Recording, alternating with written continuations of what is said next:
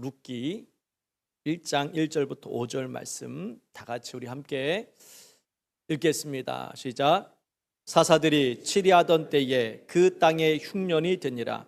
유다 베들레헴의 한 사람이 그의 아내와 두 아들을 데리고 모압 지방에 가서 거류하였는데 그 사람의 이름은 엘리멜렉이요 그의 아내의 이름은 나오미요 그의 두 아들의 이름은 말론과 기런이니 유다 베들레헴 에브랏 사람들이더라. 그들이 모압 지방에 들어가서 거기 살더니 나오미의 남편 엘리멜렉이 죽고 나오미와 그의 두 아들이 남았으며 그들은 모압 여자 중에서 그들의 아내를 맞이하였는데 하나의 이름은 오르바요 하나의 이름은 룻이더라. 그들이 거기에 거주한 지 10년쯤에 말론과 기런 두 사람이 다 죽고 그 여인은 두 아들과 남편의 뒤에 남았더라. 아멘. 룻은 여러분도 설교를 통해서 자주 들으셨겠지만은 이방 여자입니다. 모압 여자였습니다. 어떻게 이 모압 여자가 이스라엘 남자와 결혼하게 되었는지 오늘 1절 말씀에 기록이 되어 있습니다. 사사가 다스리는 시대였습니다. 사사 시대가 약 300년 동안 사사가 이스라엘을 다스리는 시대였습니다. 사사는 어떤 시대였냐면은 정말 영적으로 어두운 시대였습니다. 하나님이 계시지만 하나님을 찾지 않은 시대였습니다. 말로는 하나님 믿는다고 말하지만 실제로는 하나님보단 우상 숭배에 빠져 살았던 시기였습니다. 그리고 얼마나 죄를 많이 지었는지 죄를 죄로 여기지 않은 그런 시대였습니다. 그래서 사사기 마지막에 보면은 여러분 사사기를 읽다 보면은 어떻게 사람이 이렇게 죄를 많이 짓고도 죄책감을 느끼지 못할까라고 느낄 정도로 하나님 믿는 백성이 온갖 음행과 방탕함 가운데에 빠져 살았다라는 것을 알 수가 있습니다. 그런 시대가 사사 시대였습니다. 그런데 베들레헴에 한 가정이 있습니다. 엘리멜렉이라는 사람과 나오미라는 사람이었습니다. 부부가 베들레헴에 기근이 왔습니다. 어려움이 찾아왔습니다. 엘리멜렉과 나오미는 부자였습니다. 그러면은 율법에 의하게 되면은 여러분 부자는 그래도 살만하잖아요. 아무리 어려워도 부자는 살만합니다. 가난한 사람이 더 힘들지. 그런데 나오미 가정은 그 재산을 정리해 가지고 요르단, 이제 모압입니다. 모압. 요르단, 지금 현재 요르단으로 이제 이민을 떠나게 됩니다. 모압과 암몬은 누구의 후손이냐면은 롯의 후손입니다. 이름만 똑같죠. 룻하고 롯하고 비슷한데, 자, 롯의 후손으로 세워진 민족이 암몬 모압인데 그 민족으로 이제 이민을 떠나죠. 율법에 의하면은 부자는 가난한 사람들을 돌봐야 되는 책임이 있습니다. 그런데 그 책임을 다하지 않고 어떤 의미로 이민을 떠난지는 알 수 없지만은 잘 살고 싶었겠죠. 여기서 살다가는 있는 재산도 다 없어지겠다라는 생각으로 엘리멜렉과 나오미는 이제 모압 지방으로 이민을 떠납니다. 아마 더 성공하고 싶은 마음이 컸을 거라 생각을 합니다. 그리고 여러분 사사시는 어떤 시대였다고요? 죄가 가득한 곳이었습니다. 살고 싶은 곳이 아니에요. 아마 떠나고 싶은 마음이 컸을 겁니다. 이런 데서 살고 싶은 하나님 믿는 사람으로서 살아갈 수 없는 시대가 돼버린 겁니다. 그래서 아마 그런 마음도 있었지 않았을까. 잘 살고 싶은 마음도 있었지만 그래도 하나님 믿는 사람으로서 정말 살아가기 너무 힘든 시대였기 때문에 그래서 떠나진 않았을까라는 또 생각도 해봅니다. 그리고 어쨌든 모압으로 이사 와가지고 살아갑니다. 그리고 두 아들이 있었는데 두 아들도 결혼을 시킵니다. 결국 어쩔 수 없이 모압 여자와 결혼을 하게 됐습니다. 그런데 그렇게 행복할 줄만 알았던 그 삶이 남편이 죽습니다. 엘리멜렉이 죽었어요. 그리고 4절에 보시게 되면은 10년쯤 됐을 때쯤에 5절 말씀에 이제 말론과 기럨 두 아들도 죽게 됩니다. 남편도 죽고 두 아들도 죽었습니다. 뿐만 아니라 있는 재산, 그 많은 재산도 다 잃어버렸습니다. 모압 지방에 온 이유는 가족끼리 정말 행복하고 잘 살고 싶어서 왔는데 모든 것을 다 잃었습니다. 남편도 잃고 두 아들도 잃고 재산도 다 잃고 무슨 소망이 있겠습니까? 결국 나오미는 결단합니다. 이래 살다 여기서 죽느니 죽더라도 내가 베들레헴 고향 땅에 가서 죽어야 되겠다라고 생각을 하고 이제 다시 베들레헴으로 돌아가려고 합니다. 그런데 두 며느리가 남았잖아요. 두 며느리는 모압 사람, 이방 사람입니다. 여러분 당시 때 이 고대 사회 때 여자는 삶이 굉장히 힘들었습니다. 그러니까 과부가 되면은 보통 그렇습니다. 과부가 되면 재산이 없고 그냥 이런 과부가 되면은 종으로 살아가요. 종으로. 이스라엘 땅에 뿐만 아니라 다른 나라도 마찬가지로 재산도 없죠. 남편도 없이 이러면 과부가 되면 종살이를 해야 됩니다. 또 하나 이제 몸을 파는 삶을 살아가야 돼요. 종이 되기 싫고 그런다면 이제 몸을 팔는 수밖에 왜 먹고 살아야 되니까는 그 방법밖에 없는 겁니다.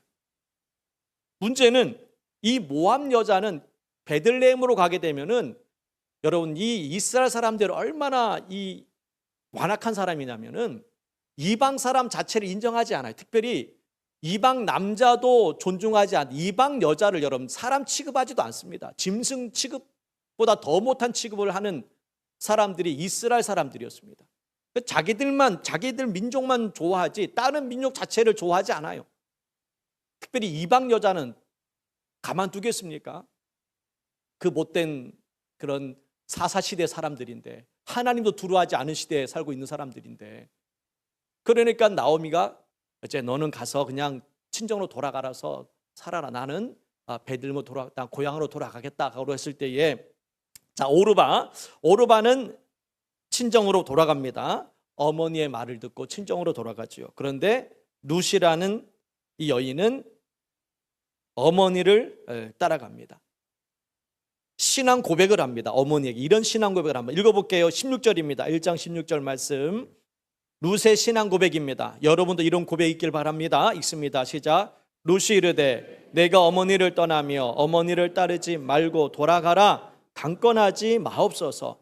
어머니께서 가시는 곳에 나도 가고 어머니께서 머무시는 곳에 나도 머물겠나이다. 어머니의 백성이 나의 백성이 되고 어머니의 하나님이 나의 하나님이 되시리니. 따라합니다. 어머니의 백성이 나의 백성이 되고 어머니의 하나님이 나의 하나님이 되신다. 이것이 룻의 신앙 고백이었습니다. 이 신앙 고백을 딱 듣고 나니까는 나오미가 얘는 나를 떨어지지 않겠구나라는 생각을 갖게 됩니다. 그리고 룻을 데리고 베들레헴으로 오게 되죠.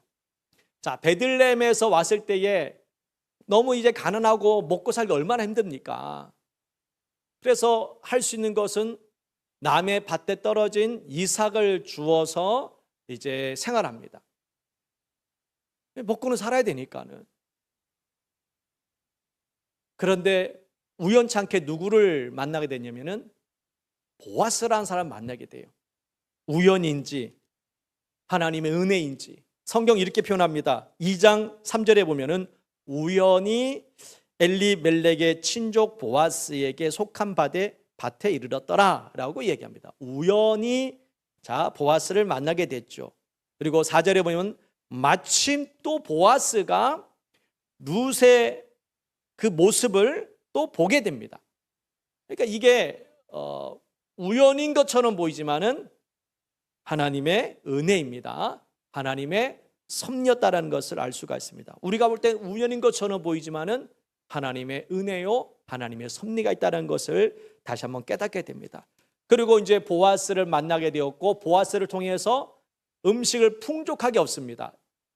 보통 이삭 죽는 게 쉽지 않아요. 그런데 보아스는 이삭을 일부러 떨어뜨립니다. 종들에게 좀 떨어뜨려서 룻에게 많이 좀 가게끔 그렇게 만들었습니다. 이것도 하나님의 은혜였습니다. 그런데 보아스는 가까운 친족이 됩니다. 유대법은 어떤 법이 있냐면은 가까운 친족을 책임져야 되는 법이 있습니다. 어떤 면에서는 좋지만 어떤 면은 좋지 않지요.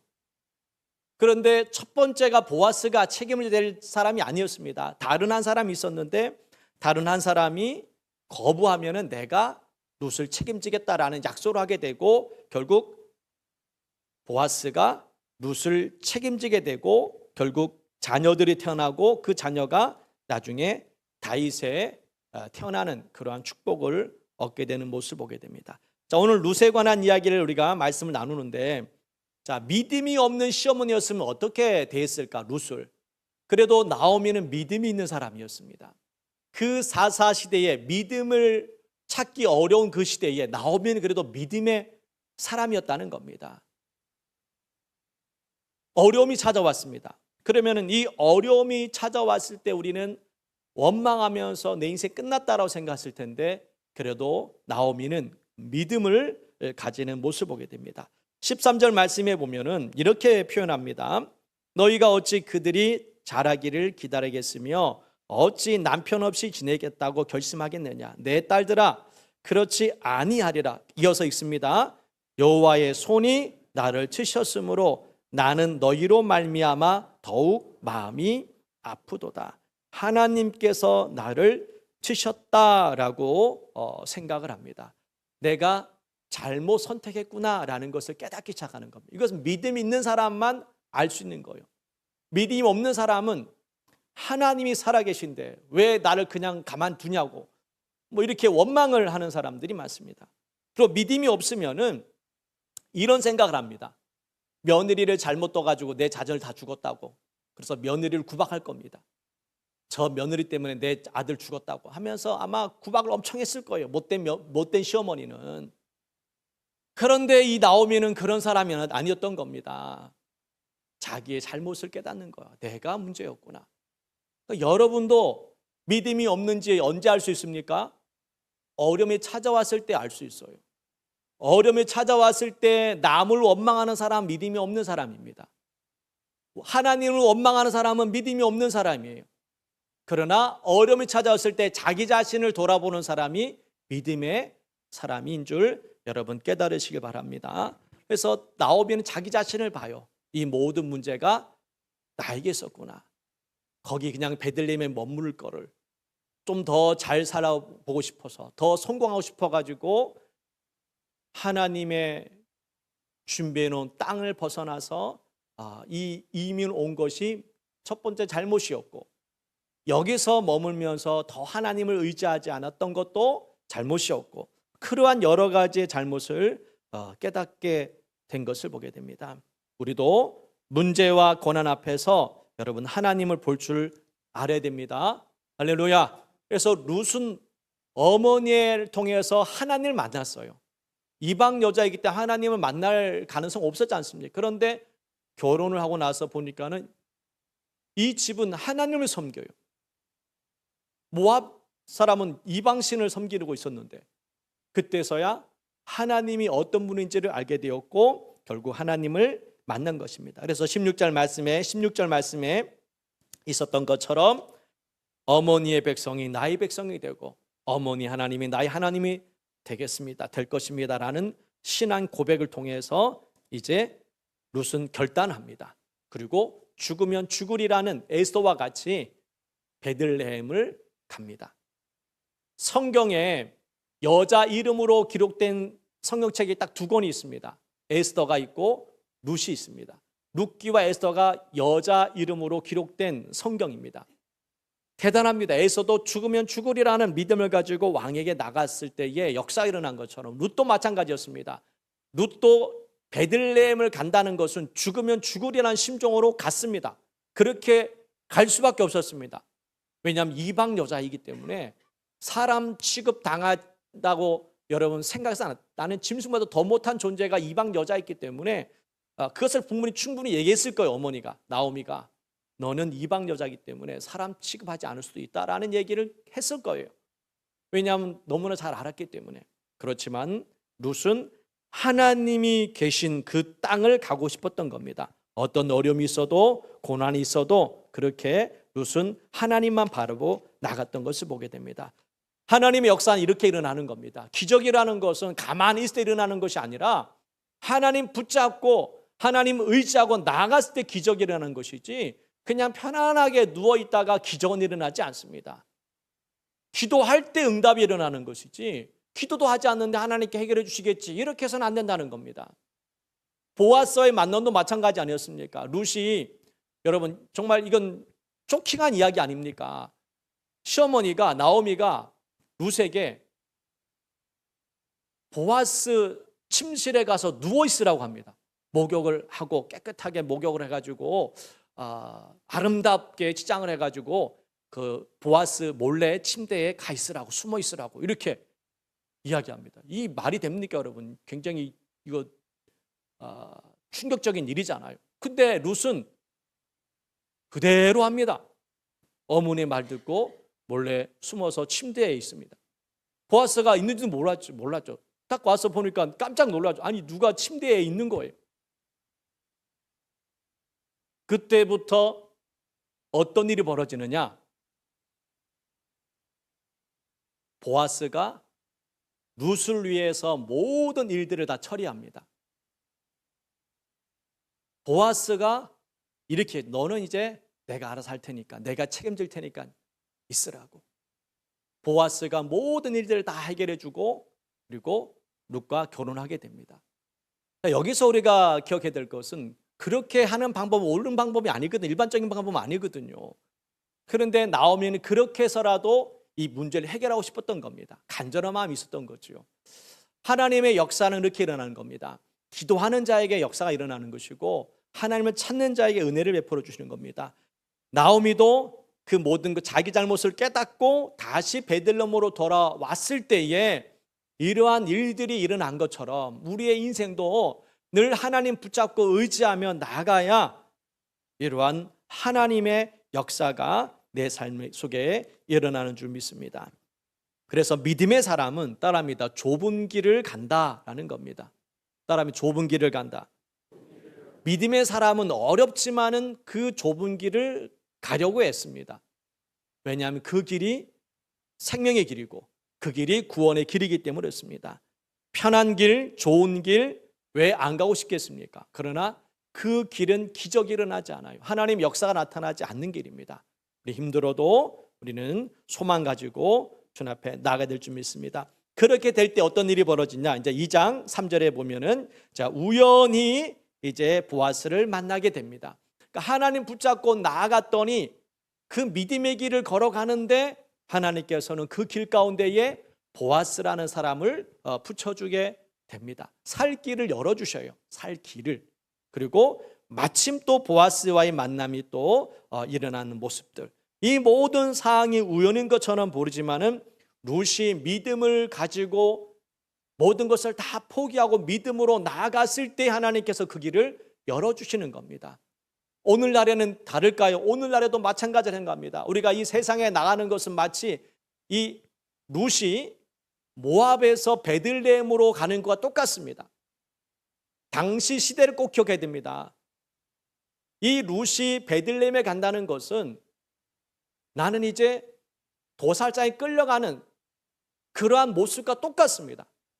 분명히 나를 사람 취급하지 않을 것, 많은 욕도 먹을 것이고 따돌림을 당할 것이고 남자들이 추구덕거리고 성추행도 할 것이고 또는 성폭행도 일어날 수 있는 상황들이고, 왜냐하면 그 당시 때는 그런 일이 자주 일어난 시대였기 때문에 그냥 놔둘 수 있는 그러한 사람 아니라는 겁니다. 죽을 수 있는 그러한 상황이지만은 그래도 하나님 의지하고 믿음으로 나갔을 때에 이렇게 룻에게는 하나님께서 그 길을 열어주시는 모습을 보게 됩니다. 직장이 바로 그렇게 우리가 살아가야 됩니다. 직장에 가는 것이 때로는 힘들고 어려워요. 직장 생활이 정말 괴롭습니다. 마치 룻이 베들레헴에서 사는 것보다 그거보다는 덜 하겠지만은 그래도 직장생활은 어렵습니다. 그래도 우리는 그곳에 머물면서 우리는 물과 같은 믿음을 가지고 버티고 견디셔야 됩니다.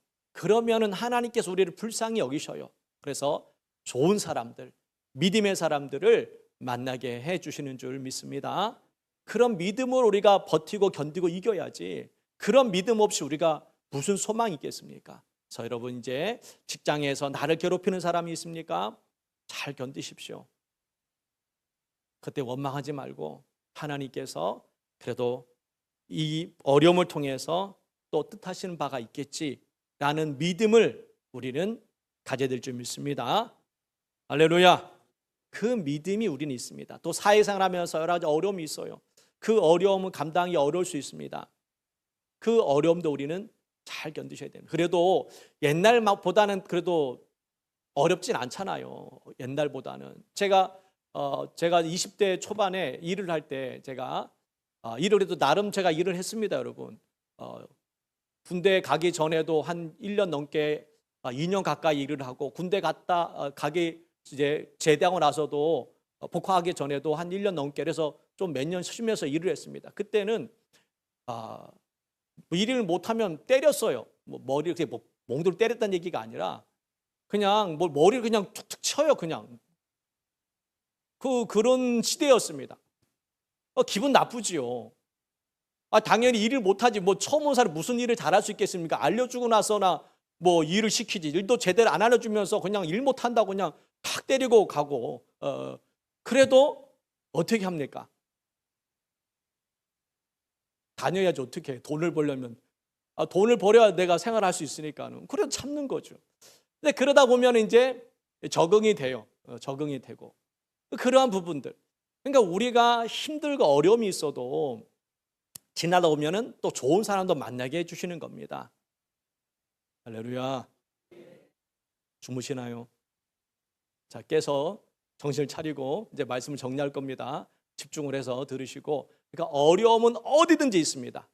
내가 원하는 대로 살 수 있는 곳은 단 한 군데도 없어요, 이 세상에서는.